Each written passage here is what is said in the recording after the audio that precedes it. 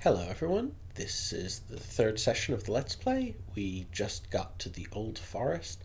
Sometimes it's actually a little weird, we don't seem to be getting it now. Sometimes you do get some control issues right when you go into a new area, but we seem to be fine. The game does have a lot of hints in the Shire for how to navigate your way through the forest, which is ordinarily a maze of some mild combat and occasional bad events that, like, you get tripped on a root or a branch falls on you, take a little bit of damage. However, there is a shortcut that allows you to bypass all of that tedious stuff, and we are going to take it. Poor bird. Let's climb up and help the bird. And we go through here, and we are out of the forest.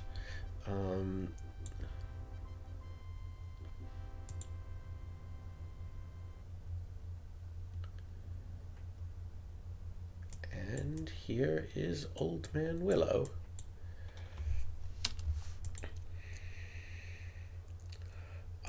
You can try to attack the tree, but that doesn't really help us all that much. We can also call help for Tom Bombadil, like they do in the books. But there is a way to get a bit more treasure. So we've climbed inside the tree somehow, and it's a cave somehow. And we can find some... There's some treasure here.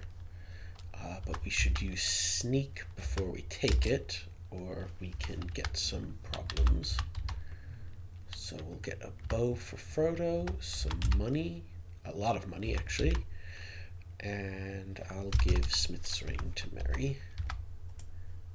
And well, I'm actually going to give the torch to Ethelwyn. She does most of her fighting with her magic anyway, so she can carry the light source. There's one thing I want to check. There's a hill in around here somewhere that I just want to make sure doesn't have any treasure. I don't think it does, but it's something that's kind of on my mental to-do list. Here's the hill.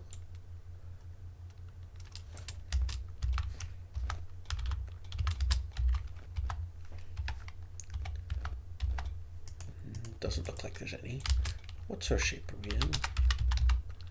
One hit, two hit. Okay, so no real damage. Okay, onward to adventure. We will be going to Tom Bombadil's house soon, but there's a few things I'd like to pick up. And I want to give a shout out to, I hope I don't butcher the pronunciation of this name, Michael Benes.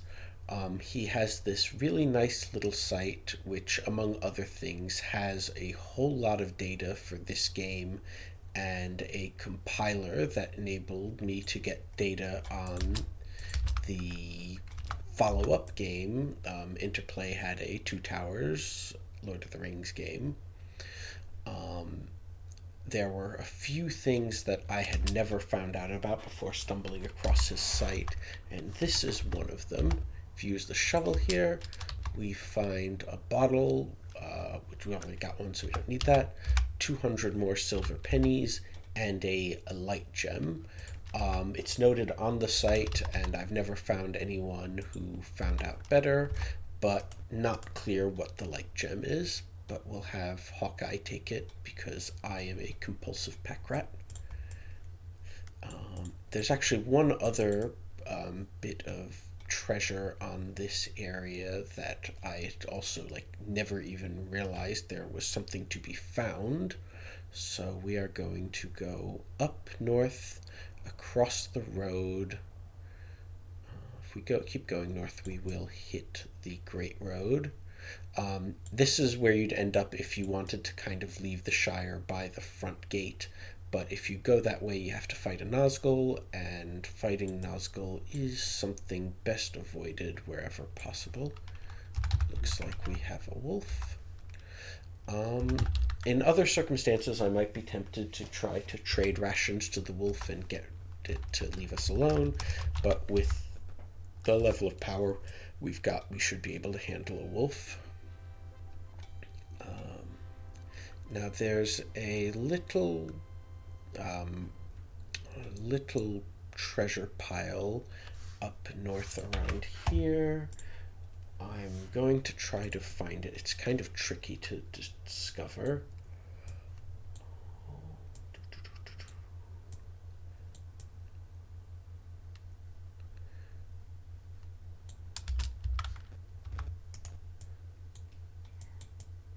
It's close to the Shire border, but not like exactly there. So we should get a prompt about that these are more ruins of Cardolan. Cardolan was one of the three kingdoms that Arnor, the northern Numenorian kingdom, broke up into. Not a huge amount of data we get from the books on them, other than what we see in the bit from the Barrow Downs. Oh, come on, where is it? Unfortunately, this game is the sort where you sometimes wander around lost a lot. Okay, so this is the hill. It should be like due west from here. I'm going to just try to keep on a level tack. Here we go. So if we use perception, I guess we'll need to use a shovel. So we'll dig with our shovel. And got a gem and a dagger. Sam will get the dagger. And we get attacked by a spider.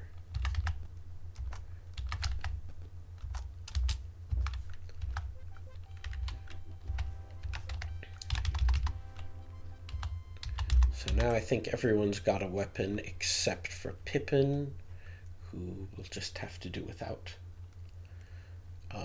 If you travel along the road, you can get to Bree pretty fast, but one, you miss out on the treasure in the Barrow Downs area, and two, there are occasional brigands that will try to rob you and or attack you.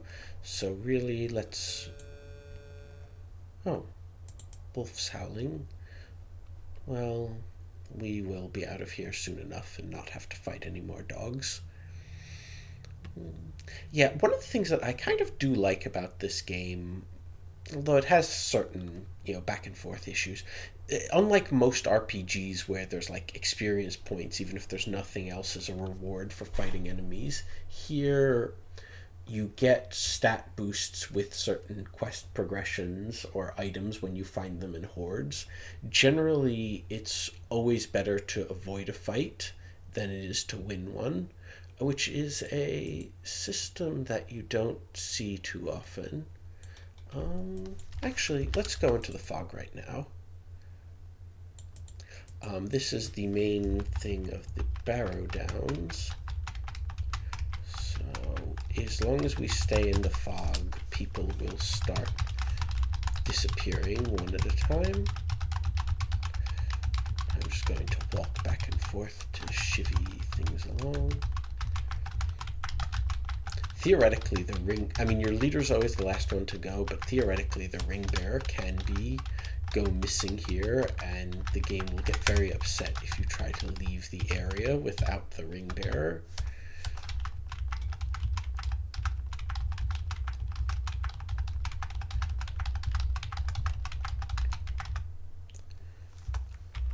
Paragraph number 78.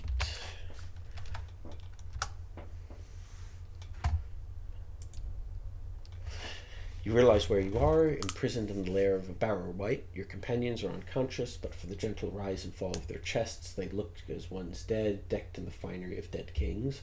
Across their throats are long, naked swords. A song like an incantation begins to rise.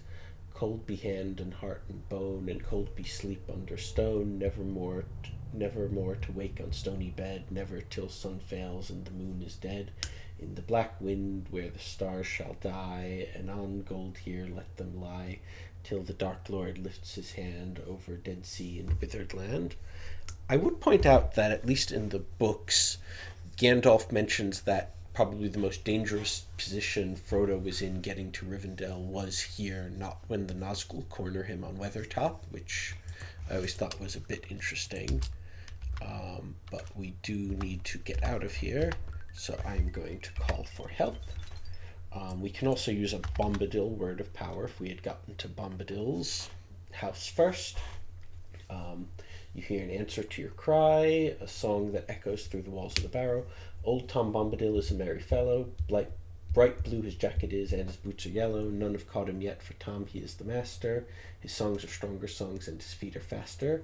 Tom Bombadil appears, he begins to sing again. Get out, you old wight, vanish in the sunlight, shrivel like the cold mist, like the winds go wailing, out into the barren lands far beyond the mountains. Come never here again, leave your barrow empty, long and forgotten be, darker than the darkness, where gates stand forever shut till the world is mended. At these words there's a long trailing shriek, fading away into unguessable distance, and after that silence, you are free. We also get a new companion. Tom is crazy strong, immensely high stats with 100 luck, and unfortunately he can cast some spells, and he has a bunch of skills. I'm kind of a bit amazed that they bothered, because he will leave the party as soon as we leave this Barrow, and short of like cheating with an editor to teleport somewhere, there's no way to keep him. We've got a locked chest. Inside is another 200 pennies and Barrow daggers for everyone. These are quite good weapons for our hobbits, and I will be equipping everyone with them. We give up some of the distance striking ability that the bows have, but I do think that the extra, just straight up power, is worth it.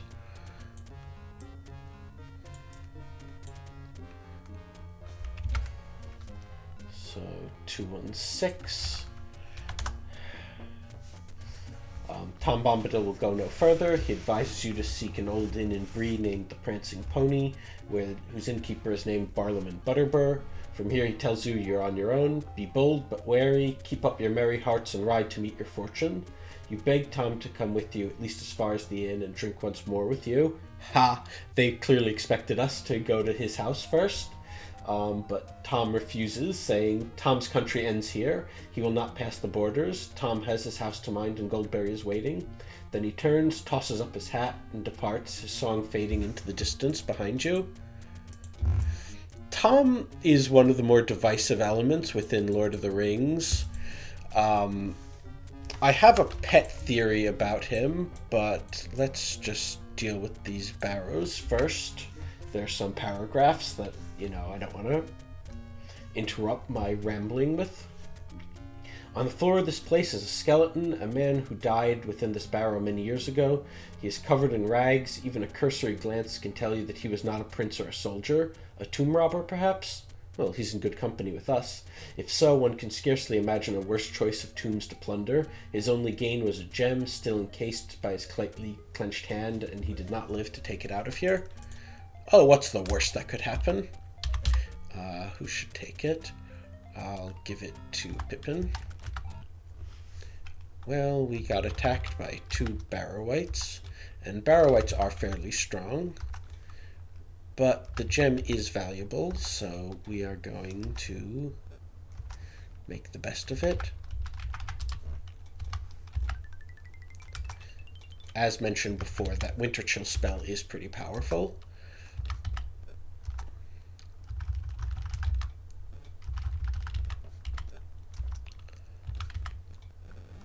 Okay, 1 white down.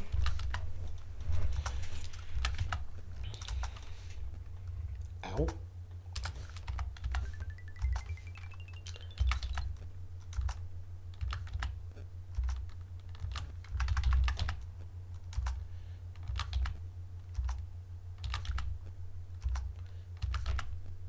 Come on.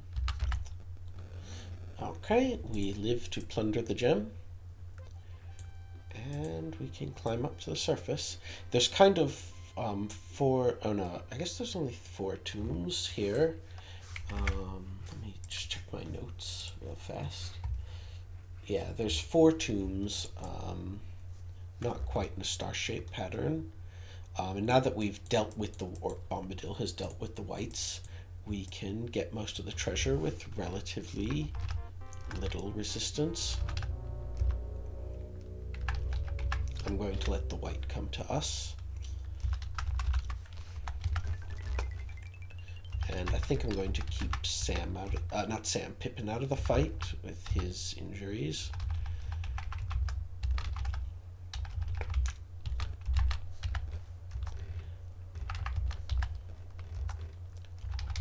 Barrow whites seem to take less damage than other things when you hit them. I'm not 100% sure how that works. Ow.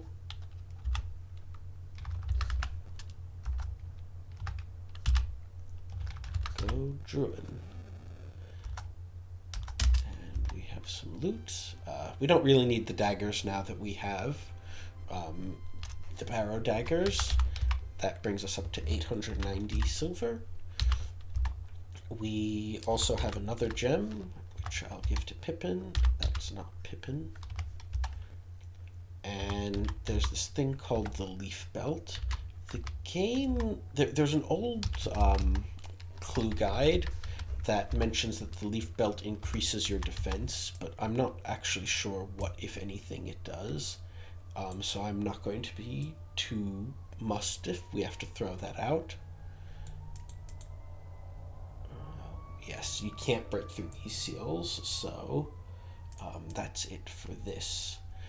Let's go back to Tom Bombadil's house, if for no other reason than we heal the first time we go there. This is Tom's place. We have a stable for the ponies, which Tom Bombadil does have a pony in the books, but seems to be missing here. We settle down to converse with Tom. He explains that he's the eldest, and he asks for the ring. This is, of course, a scene from the book, and we give him the ring like Frodo did. And Tom does not vanish with it. The ring has no power over him, or he has no power over it. They interact on different planes. Going into the house, you'll note that we've healed, which is quite good. There's also some food around here somewhere. Now that we're at the house, I think this is a good point to ramble. Tom is one of the more divisive elements in Lord of the Rings. I think there are more than a few people who are happy, like in Peter Jackson's adaptation, to just skip over Tom. He's definitely not important to the War of the Ring narrative. I don't know why we're having trouble with the stairs. There we go. In fact, it's weird. The introduction, if you read the introduction to Fellowship of the Ring carefully, you're told that what you're reading is the edited, translated version of the Red Book of Westmarch, where Frodo and Bilbo are the principal authors. There's some translations of elvish legends and poetry.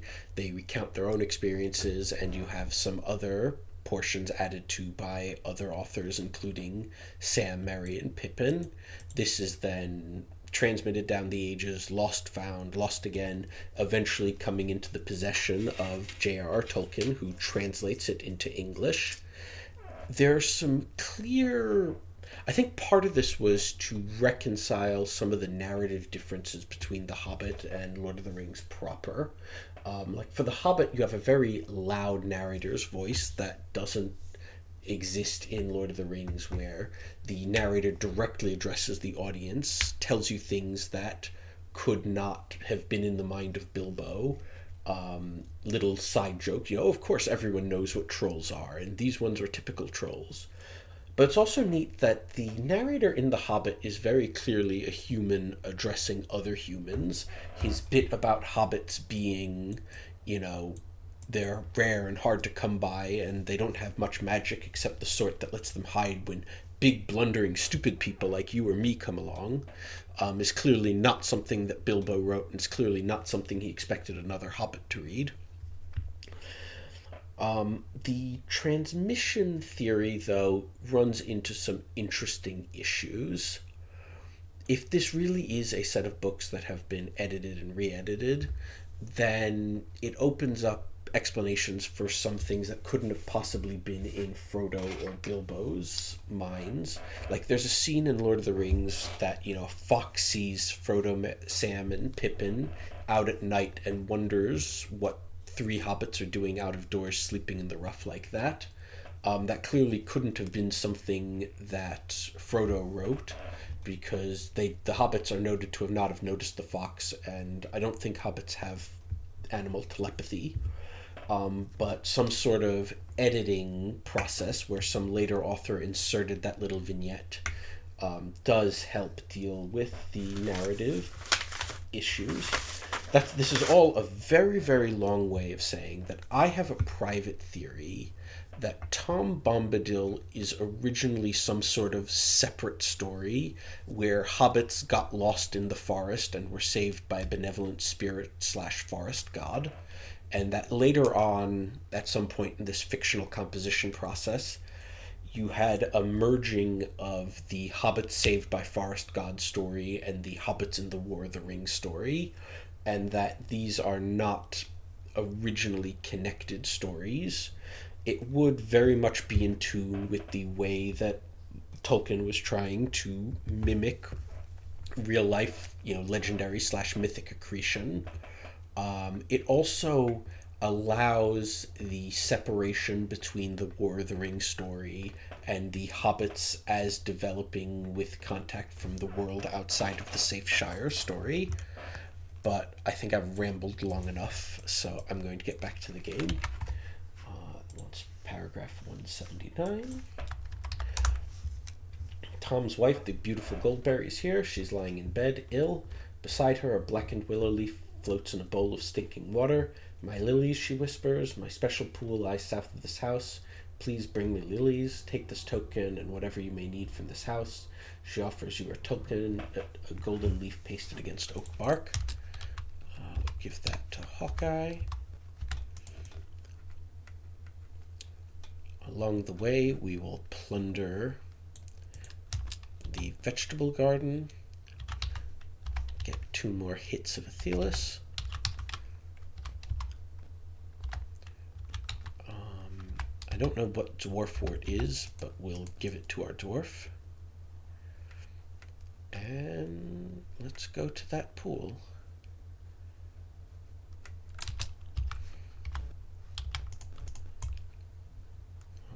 This is supposed to be the pool. Not sure why it's not giving us our message. There's supposed to be something where if you go near the pool, maybe I have to use perception.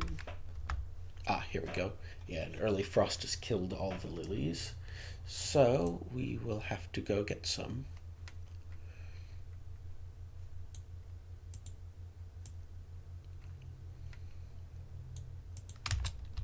Over here, despite the name, the spider sword is actually a dagger. Oh, right, Sam is out of space. We can have, for instance, Pippin use it in a way that he couldn't use a regular sword, but it has some event usage that we're not going to actually get into. But overall, the Barrow daggers, at least in my very brief testing of different weapon powers, are better. This, I think, is supposed to be ice. We can get through it by having Ethelwyn use Winter Chill, counter magic. And over here, if we are perceptive, embedded, interesting old spelling there. In the wall is a staff of ice, waiting for someone to take it. I've seen a number of online things saying that the ice staff doesn't really work as intended. I've never had a problem with it, and I'll show it off later. But here we are at Withywindle. They do personify Withywindle here. In the books, I always got the impression it was just the name of the river and maybe some attendant river awareness, similar to how you see Caradhras in the Misty Mountains. Here, they actually make it like a ghost. Upon the throne is a being that resembles a human sculpture made out of mud from a riverbank. This is the mighty Whittlewindle, the spirit of the river. She says in a slow, deep voice, I know of you and your quest. Who bids you to take lilies from my secret place? Show me a token so I may understand. Well, we've got Hawkeye and we've got the gold token. That gives us paragraph 57. Alas, the old river spirit cries as great muddy tears roll down her cheeks. I may not honor your request. Magic deeper than my silty bed forbids it till spring again touches my banks. Yet there is a way. Go west to Ruddy Oak, take to him a red acorn, ask for the springstone.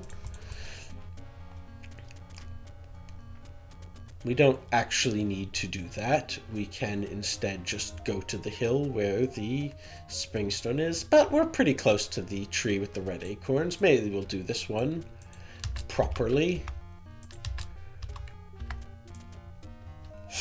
So we got ourselves a red acorn.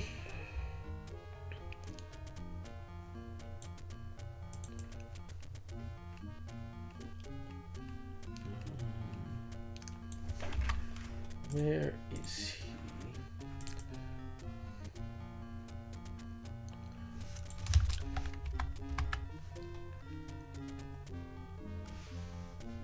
he? Okay.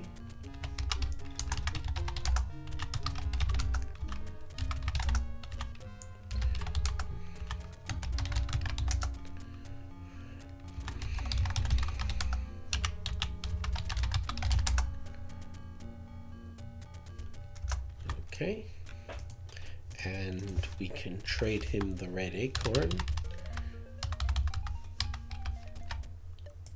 and that causes him to join our party, although he will leave if we stray too far from his home area. He's got a very high strength, so he can hit pretty hard if he punches, but he's slow. He also does not have any magic or skills. I don't know why it's closing out the tab when I try to get that. If we use a shovel here, we get the springstone. Yeah, so he doesn't. He can keep his red acorn.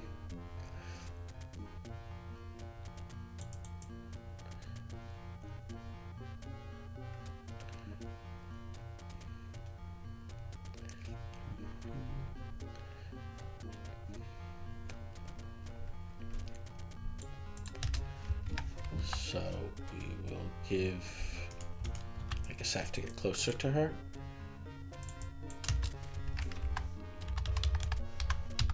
Give her the springstone, and we get the lilies.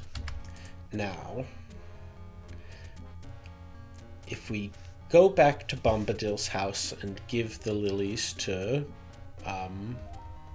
Goldberry, I'm going to save before doing that.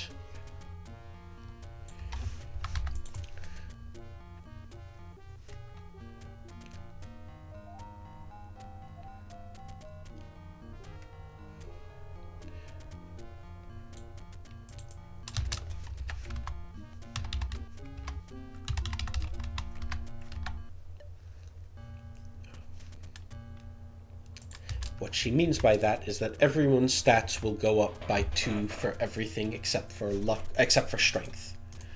Now, from a min-maxing perspective, that means we should wait until we have the entire fellowship that we want to keep before we give them to her. So I'm going to just hang on to these lilies. Fortunately, they don't go bad or anything. I just want to make sure that I do have them. Cool. So let's see, we've done the Goldberry quest, we've done the stuff in the Barrow Downs. Oh no, wait, there is a something in one of the Barrow Down area. I was avoiding it, but over in these stone circles, if you discard some stuff, so let's say we throw out some rations, we can get some pretty meaningless hints. But if we use a shovel, we can find some treasure, more money, and elf draught is a healing food. We are now up to 1,090 gold, or silver rather. Can't go that way.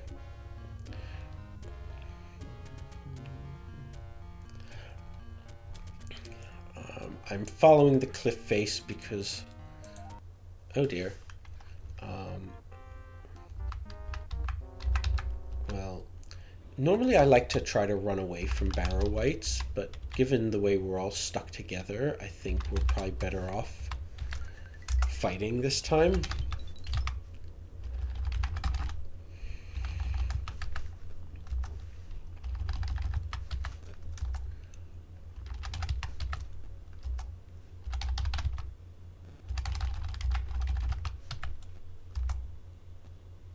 Ow.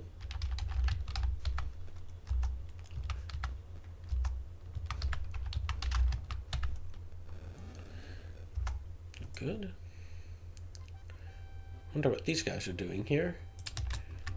Let's try to avoid a fight if we can. Oh, whoops. Let's redo the sneak. Journal with today's date. Today's date says Nan Karunir and records the sale of pipe weird. Nan Karunir is the Wizard's Vale, which is where Saruman hangs out. So I'm sure that isn't ominous or important in any way. Here we have a store. I'm actually going to buy a pry bar. We need one. And I don't think there's any place where you can get one without buying one at a store. Whoops. Sharky's Shipping. I didn't get to it in the Shire, but there's actually an old Matham store that has been replaced with Sharky's Shipping, a not very subtle nod about how Saruman has his little fingers extending their way to the Shire and Ariader. Oh, not this again. Okay, this time I am going to try to run away, if only because I don't think I've run away from anything yet. And you can run away from most fights in this game. Sometimes that's a better way of dealing with conflict. The one thing is that your people are actually still right off the edges of the map, even if they say they're escaped. They can be attacked and they will block people who are trying to escape the same way. But as you can see, the Barrow Wights are pretty slow. So we can just keep running left and we will get away. And we never have any problems reassembling after we scatter like that. And yeah, if everyone flees, the enemies will abandon. Not every enemy can be run away from. In particular, Nazgul, there's usually no escape. Here's what I was looking for. Though the ruins are ancient, the door seems in perfect repair. It is obvious to anyone that a lot of people have come and gone here recently and that they weren't hobbits. Let's try some perception. Let's try picking the lock.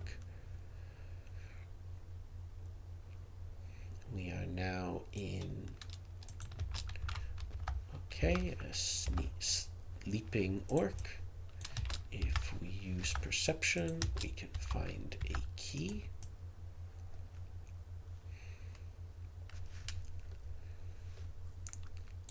Over here is a locked chest, so as always, we use picklock to open it up. To get some more money, we are now at 1,105, and some more food. In fact, I'm going to have him eat some of those rations right now. Didn't Pippin get hit? No.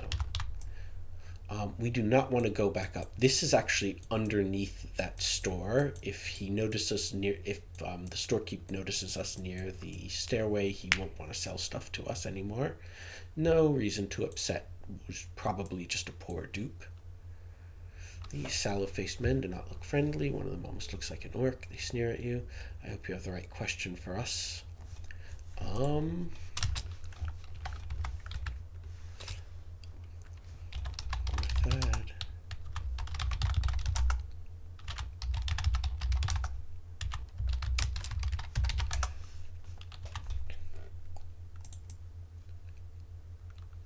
Well, that was helpful.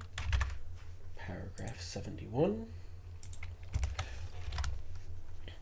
As you approach the cell, a short, emaciated hobbit with hollow eyes and matted brown hair and beard shuffles to the bars. You're not with them, he rasps. I can tell that, I can. Name's Appledore, Knob Appledore. I used to sell mining equipment up Bree Way. Fernie said to bring my best goods down here, said they were paying top coin.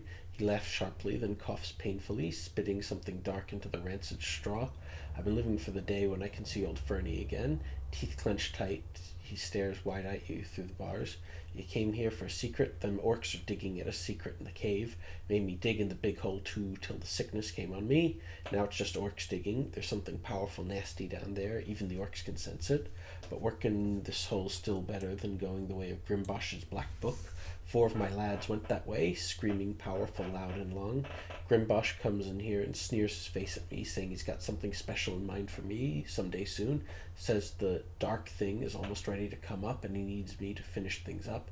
With a shudder, Knob grabs the bars, and with a hardly heard whisper sob, say, you folks, you're not going to leave me in here now, are you? Oh, of course not. And let's see if we can pick the lock. No, we can't, but we did find a key. So let's use it to get Knob. There is a Knob in the books who works for Barlowman at the Prancing Pony, so I suspect this is not supposed to be the same Knob, but maybe it is. Anyway, since this is clearly an evil place, let's wander around and see if we can find stuff. There we go. Athelwyn smiles. She goes to Grimbosh's side. I would do as Grimbosh says. The grey fool Gandalf cannot save us, but the Lord of Many Colors can. Surrender the ring to him. Yeah, let's not give the ring to Saruman's people. And yeah, Athelwyn is a traitor, no matter... Well, certain things will just cause her to disappear, but there's a number of different triggers throughout here and in Bree that will cause her to attack you in a variety of circumstances. Yeah, no, we're not surrendering to a traitor and one. Traitors die first. Ow.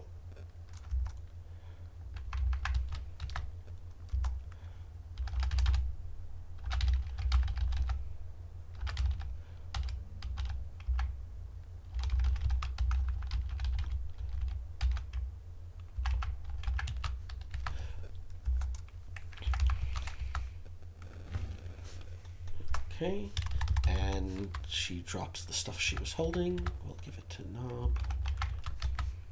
Yeah, they're not even that tough.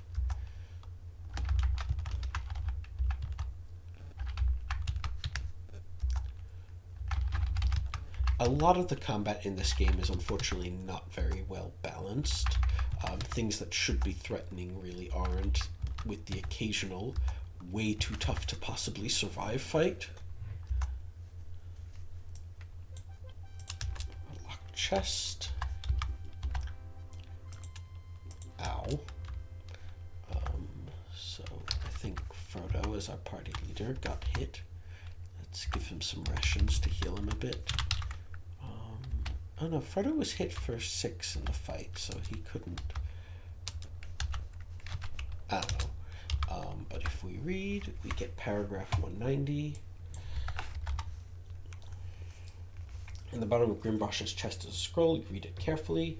I'm interested in several matters in your area. I understand the golden wheel may be near. It must be obtained. Any weapon of such power will be useful against my enemy, not to mention essential in finding Durin's axe. As for the voices in the stone circles you reported, I am also interested in that. Try dropping items deliberately in the circle and record the voices you hear. It may provide clues to the halls of Khazad-dûm, which I have not visited since before the coming of Durin's Bane. Your obedience is essential. Do not make enemies. As for the other matter, she is handling that. Keep your ears open, but do not meddle with it unless it comes to your doorstep.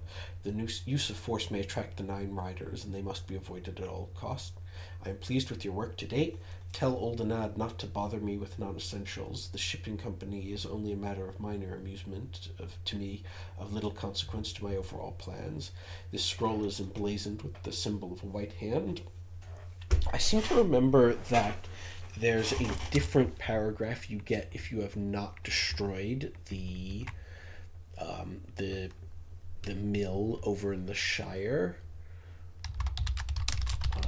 But I'm not about to go looking, replaying the game just for that.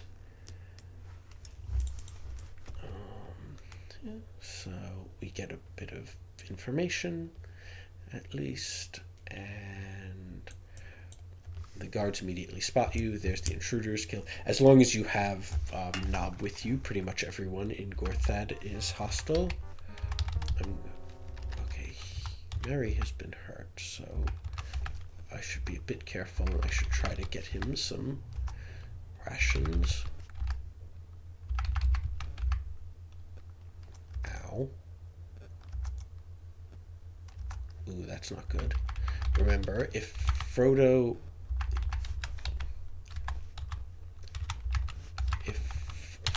For each round, Frodo will lose a point of health, and he might die if we dawdle too long. Okay, one human down.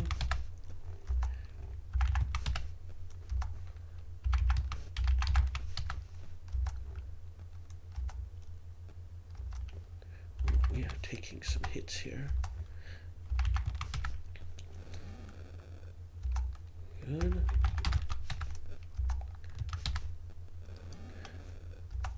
Okay, that's good.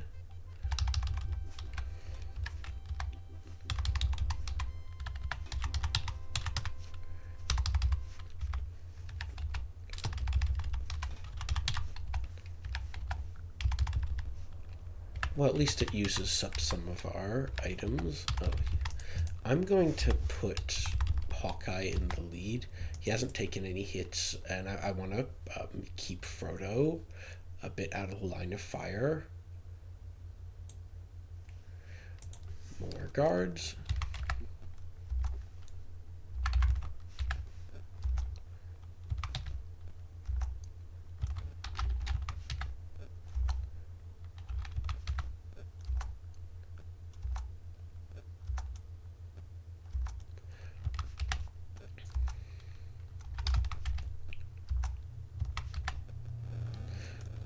Okay, one down.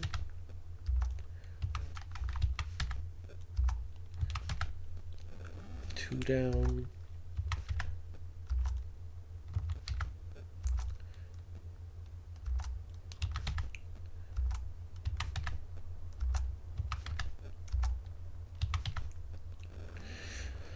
Okay, that's the last of them.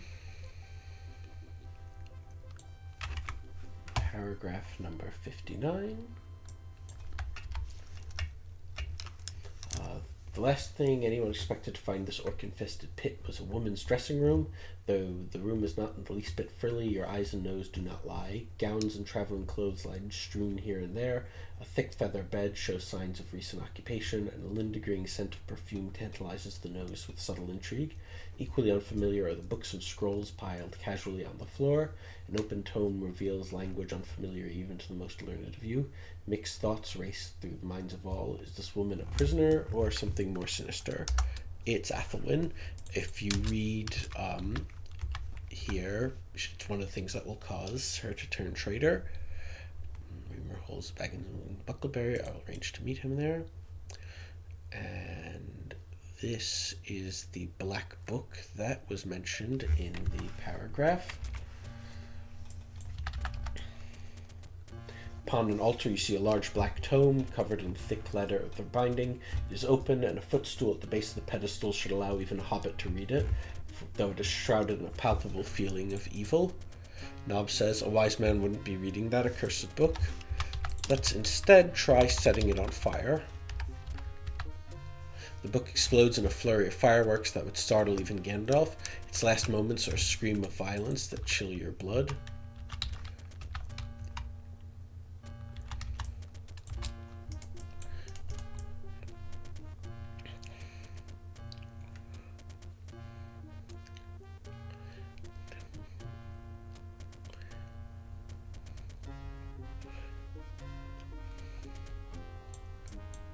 Several slave orcs are resting in the rubble. They look like they want to fight you but are too tired. If we look around, we find some tools. Shovels and picks. We don't have a pick, so let's take one. And if we use either the shovel or a pick, we can get paragraph 167. Green vapors belch forth from the crevice, swirling and eddying around the chamber. A cold, hollow voice echoes, "At last I am free to do my master's bidding once more." The gas overwhelms you, and all is darkness. Oops. But we do get something called the Golden Wheel, which will be helpful when we get to Moria. And with that, I believe we have exhausted the possibilities of this place. In fact, this area in general. So we are going to make our goodbyes and head to Bree. Oh, looks like we need to climb again. What kind of ranger can't climb?